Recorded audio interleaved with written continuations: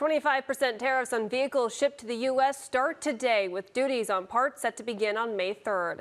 After weeks of lead up to that news, it might seem less groundbreaking now. That's after President Donald Trump imposed jaw-dropping, history-making new tariffs yesterday. CNN's Amy Kiley reports on how they could affect the average American. President Donald Trump is imposing a 10% tariff on imports from all countries, plus higher rates for Cambodia, Vietnam, China, the European Union, and more. Here are 5 ways experts say Americans might feel the impact. 1, higher prices. It's thousands of dollars. We're talking at least 2% of the median household income that this will cost American households. Most economists predict U.S. businesses that pay the tariffs will pass on some or all of the costs to consumers. The Trump administration downplays that. The businesses don't have to pass them on, or the producers in the other countries can eat the tariffs. 2, an economic slowdown. What you're seeing here is a potential haircut to GDP for 2025 of about 3%. J.P. Morgan predicts a global recession if Trump maintains his tariffs. Economists say a 1930 trade war deepened the Great Depression. We know what happened in 1929, 1930 in the crash. Trump supporters note other countries don't have to retaliate. They're going to bring their tariffs down because they need the U.S. to be active trading partners. 3, blows to retirement funds if the stock market doesn't fully rebound. 4, high interest rates if the Federal Reserve sees too much inflation. And 5, growth for some domestic manufacturers. Economists say they're the biggest winners under Trump's tariffs. We have to save the people in the industries of the United States. I'm Amy Kiley reporting. Every year, the Iowa Cancer Registry releases a report looking at the projected top 10 cancers in Iowa among men and women. The Cancer Report in Iowa looks at 5 years of data, with the latest report looking at cancer data from 2017 through 2021. That data broken down into many categories, including cancer type, age of diagnosis, and the county where the person lives. In the latest report, breast, prostate, and lung were the leading types of cancer statewide. The report also shows more Iowans are surviving cancer. Director of the Iowa Cancer Registry says while the report only includes data up to 2021, they are constantly working to bring in newer data faster.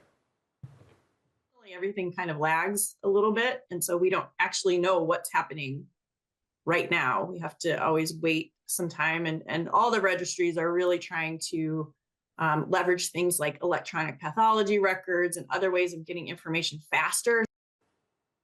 The report includes data from newly diagnosed cancers among Iowans, not recurrences.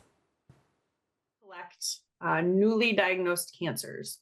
So if somebody has, say, is diagnosed with breast cancer, that they're treated and cured, and then it comes back a few years later and it's the same cancer, we wouldn't collect that recurrence. We're only collecting the first time.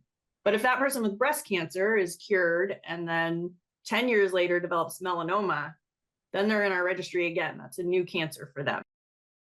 The Cancer in Iowa report doesn't just break down the latest cancer rates in the state. Each report also comes with an educational objective.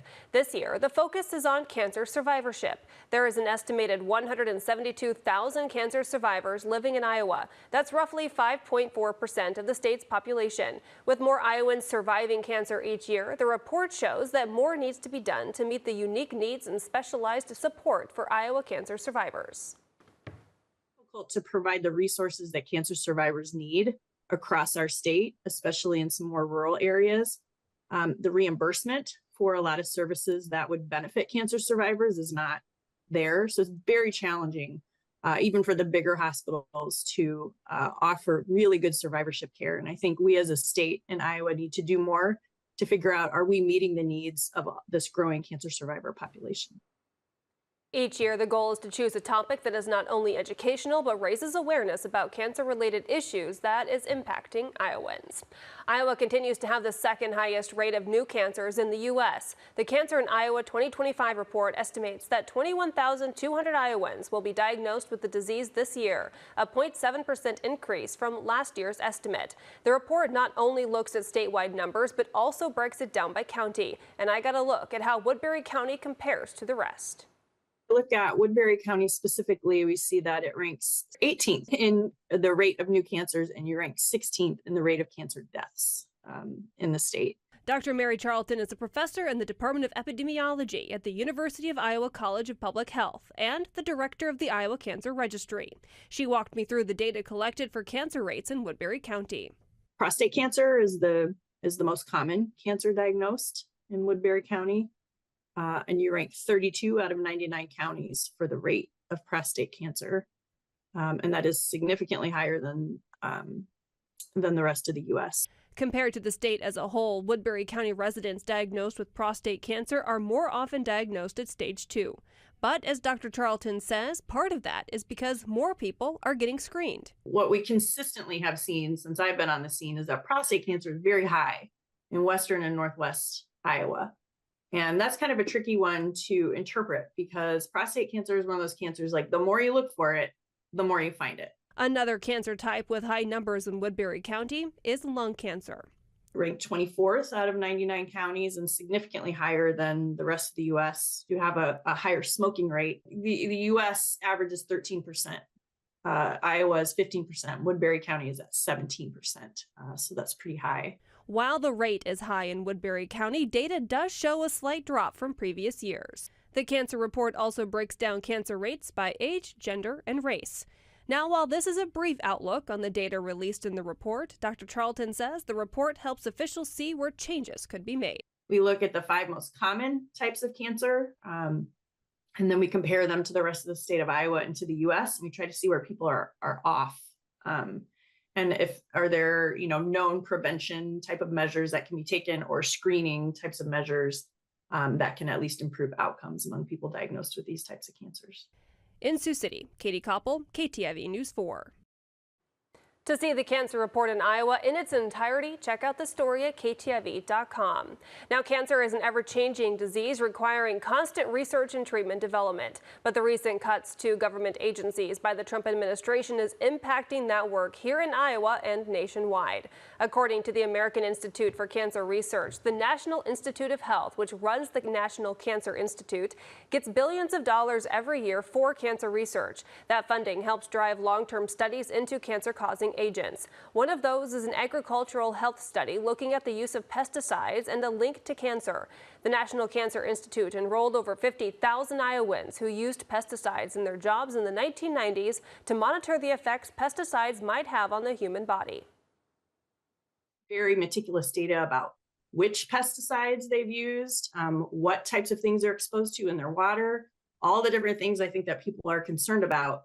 And then we provide our data so that they can follow that cohort and see who gets cancer and what types of risk factors they're exposed to. Dr. Charlton says it's critical that these studies continue to be funded because it takes decades to see meaningful results. It's really important that study goes on because it's just now getting to the point where those pesticide applicators who were in their 30s and 40s back in the 1990s when they were enrolled are starting to get cancer now, because obviously cancer takes decades to develop. So they're starting to have more and more data where they could do the types of studies that I think Iowans are really interested in. The Iowa Cancer Registry is largely funded by the National Cancer Institute. In February, the Trump administration imposed a new policy capping indirect costs for research grants for the NIH. That cut billions in available funding for cancer research. Lawsuits filed by 22 states led a federal judge to block that policy from taking effect. From Sioux